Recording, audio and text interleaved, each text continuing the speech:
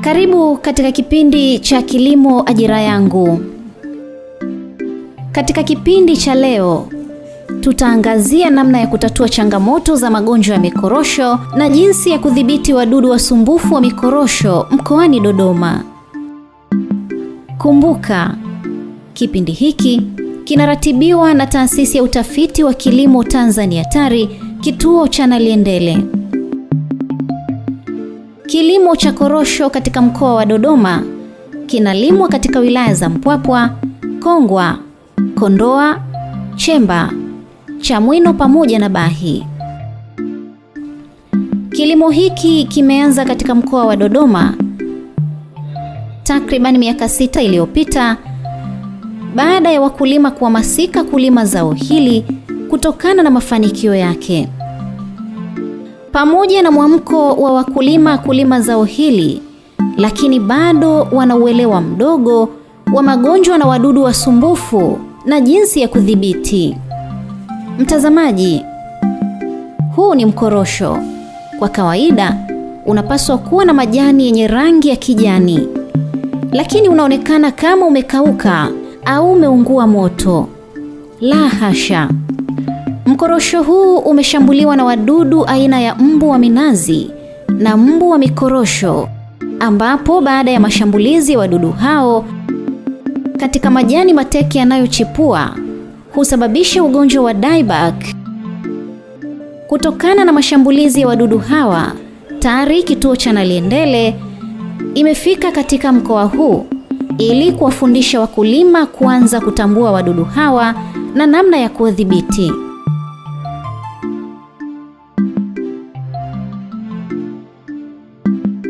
Huu ni msimu ambao mikorosho katika ukanda huu inaingia kwenye hali ya uchipuaji kama unavyoona mikorosho hii, lakini katika hali ya uchipuaji ni kipindi ambacho pia kinapendwa sana na mashambulizi ya wadudu waharibifu. Kwa hiyo katika hali ya uchipuaji mashambulizi ya wadudu yanakuwa ni makubwa kwa maana ya mbu wa mikorosho na mbu wa minazi. Kwa maana hiyo unaona katika shamba hili changamoto kubwa, unakuta mikorosho sasa inakauka, mbali inakuwa imechipua lakini inakuja inakauka hivi, ambako kwa msimu huu tulikuwa tunategemea shamba hili na mikorosho hii uione ikiwa kwenye hali kama hii ya kuwa imechipua, lakini imeshambuliwa sana na mashambulizi yao mbu wa mikorosho ambao wameleta athari kwenye hii mikorosho. Mbali na haya mashambulizi ya mbu wa mikorosho na minazi, wakiwa wameshambulia kwenye haya mikorosho yetu, ambako utaona katika maeneo mbalimbali yaliyoshambuliwa katika hatua za awali kabisa inatengeneza majani yakiwa yamejikunja hivi. Katika hii hali ya majani yakiwa yamejikunja inapelekea kimelea kinacholeta ugonjwa wa dieback, yani mkorosho huu unakufa kinyumenyume kuingia na kushambulia mkorosho wetu. Matokeo yake mkorosho unaanza kukauka majani yake kama unavyoona kuanzia nchani, yani huku sehemu ya mwisho kabisa ya tawi, na kuanza kufa kuelekea nyuma ya hili shina. Na mwisho kishina kizima hiki au kitawi kizima kinakuwa kimekauka kutokana na mashambulizi ya ugonjwa huo wa dieback ambao umechagizwa sana na mashambulizi ya mbu wa mikorosho na minazi waliokuwepo katika eneo la shamba hili. Kwa namna hiyo basi tunaendelea kuwashauri wakulima waweze kudhibiti mbu wa mikorosho na minazi, ambao kwa kudhibiti mbu wa mikorosho na minazi na hata huu ugonjwa wa dieback utakuwa umedhibitiwa, kwa sababu hautopata nafasi au mianya ya kuingia kwenye mikorosho na kuweza kushambulia. Na kwa kuwa hiki ni kipindi ambacho mikorosho inakuwa imechipua na inahitaji kuchipua kwa ajili ya kuingia kwenye msimu wa uzaaji, basi ni wakati sahihi kwa wakulima kutumia viuatilifu vinavyodhibiti wadudu kwa maana ya mbu wa mikorosho na minazi. Viuatilifu vyenye viambata kama vile cypermethrin, kiambata kama lambda thiarosilin, kiambata kama abamectin benzoate. Hivyo vyote vikitumika vinasaidia kudhibiti mashambulizi haya wadudu waharibifu na mwisho kuzuia mashambulizi yanayotokana na ugonjwa wa dieback, na mkorosho huu utaendelea katika hali yake ya kuchipua mpaka kufikia hatua ya uzaaji. Wadudu hawa wanazuilika na ugonjwa huu pia unatibika. Je, unadhibiti vipi wadudu hawa?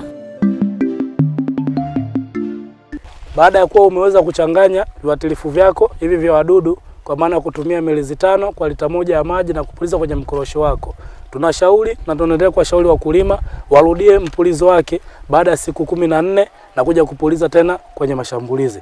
Mipulizo ambayo itaenda kwa awamu zisizopungua 5 mpaka 6 katika msimu mmoja, ikitegemeana na hali ya mashambulizi itakavyokuwa. Lakini sisi kitaalamu tunaendelea kuwashauri mipulizo ya awamu 6 ya wadudu itasaidia kuondoa na kufanya shamba hili libaki katika hali ya usafi na bila kuwa na mashambulizi makubwa ya mbu wa mikorosho na mbu wa minazi.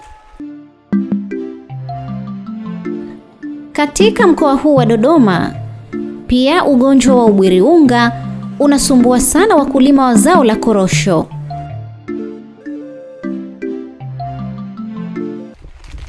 Katika zao la korosho pia katika mkoa wa Dodoma hapa wilaya ya Chemba tumeweza kuona mashambulizi ya ugonjwa unaofahamika ugonjwa wa ubwiriunga kama unavyoonekanika kwenye haya majani. Huu ni ugonjwa ambao unaathiri mkorosho kupitia kwenye majani, unaweza ukaathiri maua ya korosho, lakini pia unaweza ukaathiri korosho changa kwa maana ya zile tunazoziita tegu. Na wenyewe ili uweze kuutambua utakuta kuna hali ya unga mweupe kama unavyoonekanika kwenye haya majani, kwa sababu sasa hivi huu ni mwezi wa 9. Katika ukanda huu ni mkanda ambako mikorosho inachipua, kwa hiyo mashambulizi yamekuwepo mengi kwenye majani na maua kwa sababu hayapo, basi mashambulizi yamebaki kwenye majani. Ugonjwa huu unatibika na hizi ndizo njia sahihi za kutibu na kudhibiti ugonjwa wa ubwiriunga. Baada ya kuona dalili mbalimbali za ugonjwa huu wa ubwiriunga ambao tumeona unga mweupe, tunashauri kudhibiti ugonjwa huu na kuna mbinu mbalimbali za kuweza kudhibiti. Kuna mbinu za asili tunazoshauri kwa kuweka shamba likiwa safi kwa maana kulipogolea, lakini pia kutolea majani. Mbali na hapo kutumia mbegu bora ambazo tali na liendele tumekuwa tukizizalisha. Lakini kwa sasa tupo kipindi ambacho mikorosho inajiandaa kwenye msimu wa uzaaji. Kipindi ambacho mbinu sahihi tunaotumia kwenye kudhibiti ugonjwa wa ubwiriunga ni matumizi ya viuatilifu. Kwa hiyo tunawashauri wakulima watumie viuatilifu. Na tunavyo viuatilifu vya aina mbalimbali vikiambatana na viambata amilifu vya aina mbalimbali. Tuna kiambata amilifu kwa mfano kinafahamika kama Tridimeno, kinatumika kudhibiti ugonjwa wa ubwiriunga. Tuna Tebuconazole kinatumika kudhibiti ugonjwa wa ubwiriunga, lakini tunayo Difenaconazole, tunayo Hexaconazole. Hivi ni viambata vyote ambavyo ni vizuri vinatumika kwenye kudhibiti ugonjwa wa ubwiriunga. Lakini kwa taarifa nzuri kwenye mfumo wetu wa ruzuku ambako serikali imetoa viuatilifu mbalimbali imetumia hivi viambata. Kwa hiyo tunawashauri wakulima wavitumie viuatilifu kudhibiti ugonjwa wa ubwiriunga. Ukipuliza viuatilifu hivyo unavidhibiti kwa sehemu kubwa. Tunatumiaje viuatilifu hivi vya ubwiriunga kwa ajili ya kudhibiti? Kufahamu viambata hivi ni sehemu mojawapo. Ukivipata viambata hivi tunashauri uvitumie katika mchanganyo ufuatao. Viko tunavyovitumia kwa mililita 15 kwa lita 1 ya maji kwa sehemu kubwa. Ukitumia mchanganyo huo unaweza kudhibiti ugonjwa huu wa ubwiriunga. Lakini pia viko ambavyo kwa uchache sana vinatumia mililita 5 kwa lita 1 ya maji. Navyo pia vinatumika kudhibiti ugonjwa huu wa ubwiriunga. Kwa hiyo ukipata viuatilifu hivi vyote ambavyo vinafaa kwa mililita 15 kwa lita 1 ya maji ama kwa mililita 5 kwa lita 1 ya maji unatumia kudhibiti ubwiriunga. Na ukiweza kupuliza kwa mfano leo hii ukapuliza kiuatilifu chako cha ubwiriunga kwa ajili ya kudhibiti hapa, utarudia tena awamu ya pili baada ya siku 14 mpaka siku 21 kutegemeana na hali ya mashambulizi shambani. Lakini tunashauri urudie badala ya siku 14 kuweza kudhibiti ugonjwa huu wa ubwiriunga. Na mzunguko utaenda kwa awamu zisizopungua 6 ndani ya msimu wa zao la korosho. Utakuwa tayari shamba hili unaoliona katika hali hii katika awamu hizo 6 zitakuwa tayari katika hali ya uzaaji na korosho zimeanza kudondoka mbali na kutokuwa na mashambulizi ya ugonjwa wa ubwiriunga. Kwa hiyo tunaendelea kutoa rai kwa wakulima watumie viuatilifu katika mchanganyo sahihi, lakini kupuliza katika awamu hizo 6 kwa kutumia siku 14 kutoka awamu moja hadi awamu nyingine.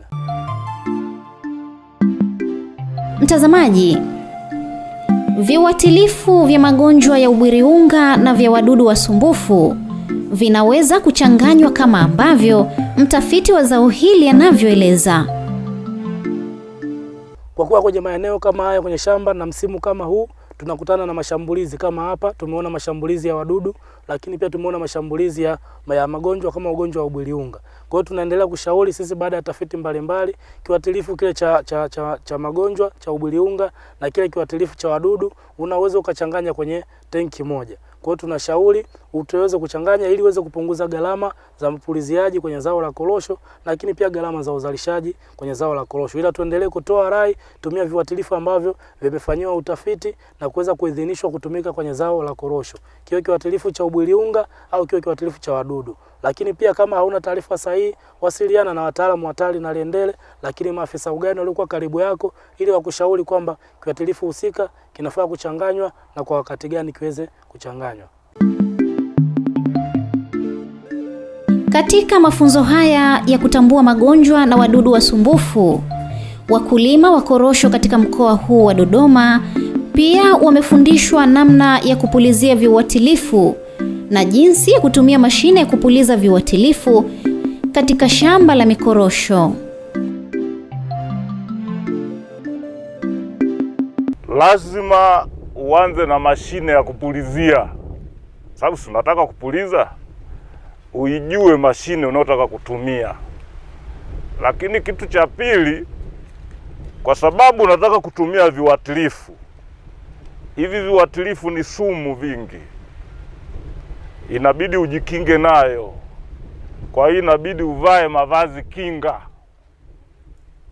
Alafu baada ya hapo sasa ujue namna ya kupuliza. Tukufundisha sasa namna ya kupuliza, vitu gani unatakiwa kufuata. Sawa?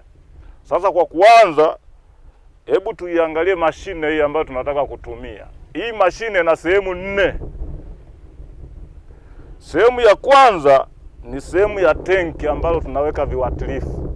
Changanya maji na viuatilifu. Inaweza kawa vya unga au vya maji. Ambayo hii sehemu ya kwanza ina tenki pamoja na mrija wake huu hapa. Umeona huu mrija huu? Na hapa kuna koki tu kama ilivyo koki ya maji. Koki ya maji ukiongeza sana anatoka sana, ukipunguza anatoka, utakuta kuna namba hapa, si ndio Hiyo sehemu ya kwanza.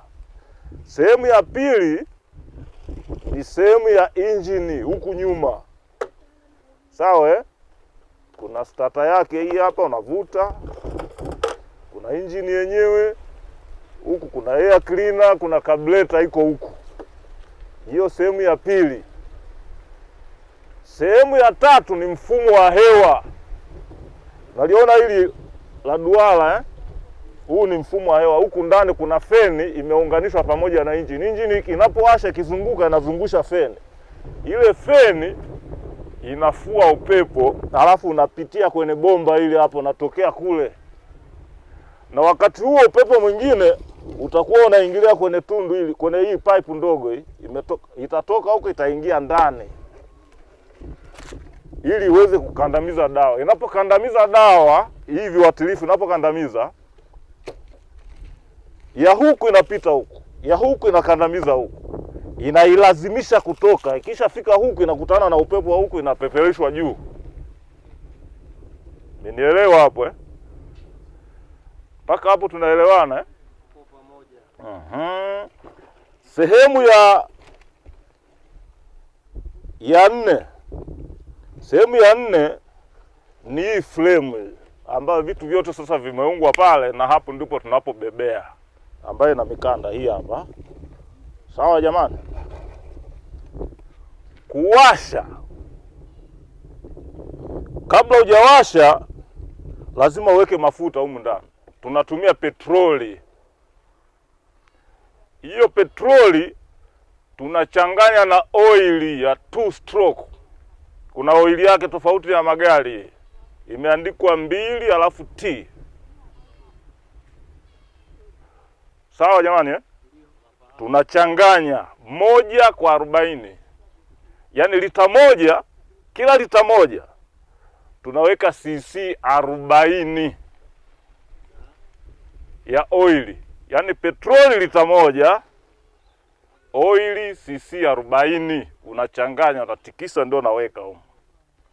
Usizidishe, usipunguze. Sawa jamani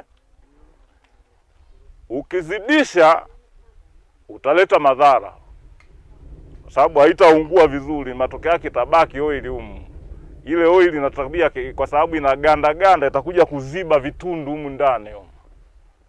Ukipunguza napo ni shida, kwa sababu oil kazi yake kulainisha mashine inapozunguka. Sasa ukipunguza, ina maana ikipata moto itaharibika piston huko ndani. Shangaa vimenasa, imeharibika, kazi haiendelei. Kitu cha pili sasa, mavazi kinga, kwa sababu unataka kupuliza.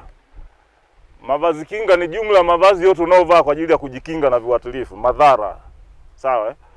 Utavaa overall kama hivi, hakikisha linafunika maeneo ya wazi yote. Sawa? Lakini unatakiwa uwe na gloves. Unatakiwa uwe na gloves kama hivi, kwa sababu utahitaji kushika viuatilifu. Unatakiwa ununue kidudu respirator. Sio vile vingine vidogo vya vumbi, vile ni kwa ajili ya vumbi tu. Unatakiwa ununue kidudu kama hiki. Maoperator umesikia Pamoja na miwani yake anauzwa spare. Huku ndani huku kuna vitu vinazuia, vimewekwa humu. Sasa ile nyingine ile haina. Humu ukifungua utakuta mikaa sijui nini, sawa? Unachukua hii unavaa. Kwa ajili ya kujikinga hivi. Utakuwa umejikinga kinywa pamoja na nini, lakini unatafuta kofia unavaa. Unachukua miwani yake, anakuwa ni miwani yake unavaa. Sasa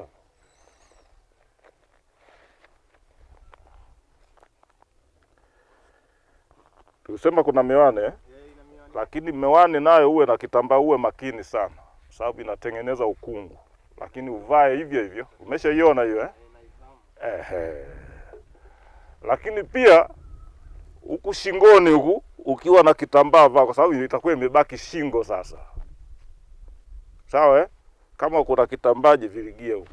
Lakini wakati mwingine kuna mafuta Vaseline yale, unaweza kupaka usoni ili kwamba kiuatilifu kikumwagikia kinateleza. Nielewa mzee? Sasa ukijipaka ile kiuatilifu kimwagia kinateleza. Lakini buti ukivaa usivae kama askari jeshi, ichomoe, kwa sababu tutakuwa umeshaelekezwa shamba linatakiwa liwe hivi, ichomoe, ili kwamba utakapochomekea kiuatilifu kikimwagika kinaingia ndani ya buti. Sasa ili kuzuia unaiacha tu wazi. Sasa tuangalie upulizaji sahihi kama anavyoeleza afisa kilimo msaidizi Eric Mrope.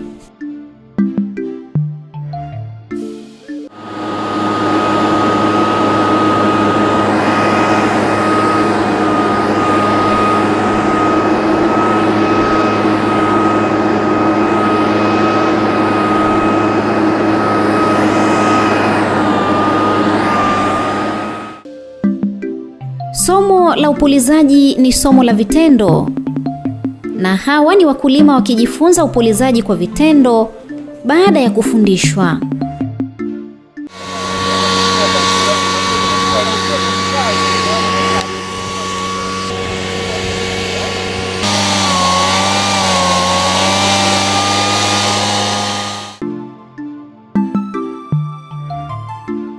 Kilimo cha korosho katika mkoa wa Dodoma kinaendelea kukua na wakulima wanapanda mikorosho zaidi. Lengo ni kuwa wazalishaji wakubwa miaka ijayo. Elimu ya kutambua magonjwa na wadudu wasumbufu na jinsi ya kudhibiti inawapa nguvu zaidi ya kuendeleza kilimo hiki. Wakulima wana mashamba makubwa sana. Wengi wana ekari 600, 500, 300. Kwa mfano mpaka tulipo hapa shamba hili hapa kuna ekari 300. Hapo bado wengine wanaendelea kupanda na kuandaa mashamba mengine tena mapya kwa msimu huu ambao umeingia mwaka 2024 na 2025. Bado watu wanaendelea kupanda mashamba makubwa zaidi ya haya. Kwanza kabisa sisi tunapigia hesabu kuwa wakulima walioko kwa sasa hivi, yani ambao wakulima 126 ambao wameratibiwa kwenye chama. Wakizalisha tu uzalishaji wake ambao kama hata mkorosho mmoja ukitoa kilo 2 tunaweza tukazalisha zaidi ya watu wa kusini, kwa sababu mashamba ni makubwa kweli kweli. Unaona, kwa mfano hii wilaya ya Kongwa ni wilaya ambayo watu wafugaji na wakulima walitangulia kufika maeneo makubwa. Baada ya ardhi kupoteza rutuba, watu wakageuza mashamba yale yote kupanda korosho. Kwa hiyo maeneo ambayo ni makubwa sana ambayo yalima zao ila korosho, na serikali ikijaribu kuwekeza, kwa mfano msaada kwa sisi wa huku Dodoma, tunaweza tukafanya zaidi ya watu wa kusini. Mimi kuhusiana na ili somo tulilopewa na TARI, kwanza nimelipenda na kwa mimi tu binafsi kwanza limenifurahisha na limenipa chachu sana, kwa sababu mimi na miti yangu nimeacha imeanza kuharibika. Kuna kama zile mbegu waliotuelekeza kwamba nikawa nauliza wale maswali kwamba kwa nini kuna mbegu zingine mpaka zinabonyeza zinakuwa vidogo vidogo, wametuelekeza. Pia nikataka kujua dawa, sisi tuko na shida ya elimu ya dawa. Elimu ya dawa wametugaia vizuri sana. Yaani tena wametugaia elimu na tumeuliza maswali. Hii elimu nimefurahia sana. Na najua mimi mwenyewe hapa. Ndio maana nikawa nakomalia kujua na kutumia ile mashine. Nataka niwe chachu kwa vijana wenzetu kijiji chetu kule. Hamasika na korosho baada tu kupata maelezo jinsi korosho zinavyosaidia watu wa Mtwara, walizolileta huko kanda ya kati. Na mimi nilikuwa ni wakulima wa mwanzo, na haya mafunzo niliona zoezi hili kwenye gereza la Mpwapwa wakipanda hizo korosho, na mimi nikahamasika, nikaanza kununua mashamba na nikaanza kupanda korosho, na mpaka sasa hivi na korosho na miche 480 ambayo inahudumia. Ukweli nimefurahi sana kwa sababu nimepata elimu kwamba kumbe kuna maradhi, si tunaona tu maradhi labda ni aina moja tu, kuna maradhi mengi lakini yanataka dawa tofauti tofauti. Kwa hiyo yanataka utaalamu ili tufikie malengo tuliyokusudia. Hivyo basi, kwa ushauri wangu nilikuwa naomba basi isiwe leo ndio mwisho. Kwa hiyo na waomba tena warejea kwa mara ingine ili kutukumbusha na kutupe elimu hii. Na sisi baada ya kupata elimu hii tutakapokutana na wenzetu kule, basi tutahamasisha ili na wao wajue kwamba umuhimu wa hili zao ni kitu gani na faida yake. Na kwa sababu tumefundishwa kwamba mti moja unaweza ukatoa hata kilo 30, 40 na kuendelea kufuatana na jinsi unavyokuwa. Kwa hiyo watu wasishangae kuona kwamba miaka 2 au 3 ya mwanzo kwamba hatukupata, kumbe inatakiwa kuanzia miaka 4, 5 na kuendelea, basi ndio utegemee mazao mengi ambayo ni ya kuridhisha. Mtazamaji, mikakati ya TARI kituo cha Naliendele ni kuendelea kuwapa elimu wakulima wa korosho katika mkoa wa Dodoma ili wawe na kilimo chenye tija.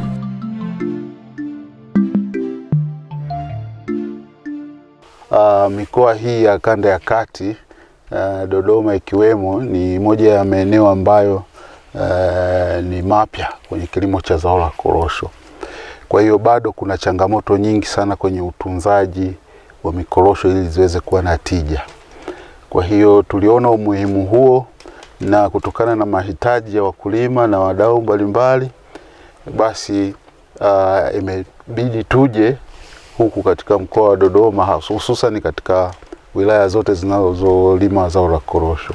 Kama unavyoona hapa leo tuko kwenye hili shamba la mkulima hapa katika kata ya Sejeli wilayani Kongwa, lakini tuko na wakulima wa wilaya ya Kongwa na maafisa ugani wa wilaya ya Kongwa. Tuko nao hapa shambani, tunaendesha mafunzo kwa vitendo, hususani matumizi sahihi ya viuatilifu, utambuzi wa magonjwa na wadudu waharibifu wa zao la korosho. Na sasa ni msimu wa upuliziaji wa zao la korosho, uhudumiaji wa mikorosho ili kupata mazao yaliyo bora. Ni kipindi sahihi kabisa, ndio maana tuko hapa tunafanya zoezi hili, mwisho wa siku tuweze kutatua changamoto za wakulima. Kama unavyoona kwenye shamba hili, tuko kwenye shamba hili ni kubwa, lina ekari zaidi ya 100, lakini changamoto kubwa tulizoziona kwenye shamba hili na baadhi ya maeneo mengine ni mashambulizi ya wadudu, hususan kikubwa ni mashambulizi ya wadudu. Tuna wadudu kwenye zao la korosho wanaitwa mbu wa mikorosho, lakini pia tuna mbu wa minazi. Wadudu hawa wanapelekea mikorosho kunyauka kule kwenye eneo la ukuaji na kusababisha kutokuwa na mazao bora. Kwa hiyo unaweza kukuta mkorosho umekuwa kama vile umeungua moto, lakini sio kama umeungua moto, ila ni mashambulizi ya wadudu ambayo yanapelekea sasa kutokuwa na uzalishaji katika maeneo hayo. Kitu kingine ambacho tumekiona ni magonjwa ya bwiliunga. Kuna ugonjwa wa bwiliunga na kiasi kidogo cha ugonjwa wa blight ya mikorosho.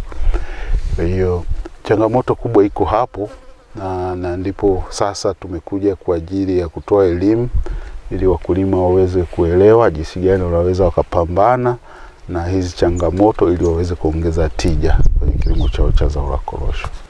Tumejipanga kwa sababu wakulima wenyewe wameonyesha nia ya kulima zao la korosho.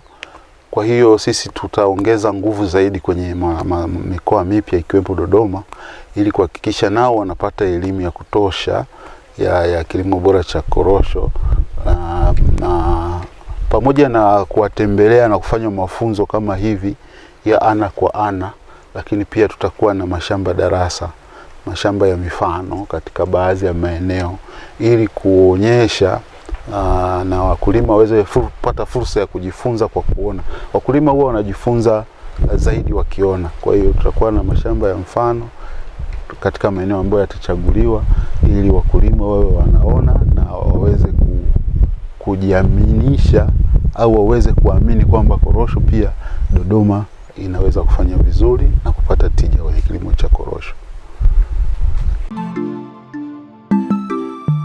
Mtazamaji, hadi hapo tunafikia mwisho wa kipindi chetu kwa leo.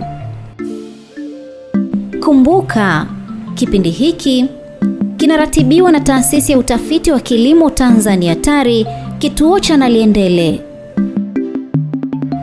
Usikose kuangalia kipindi kingine cha Kilimo Ajira Yangu wiki ijayo, muda na wakati kama huu. Asanteni.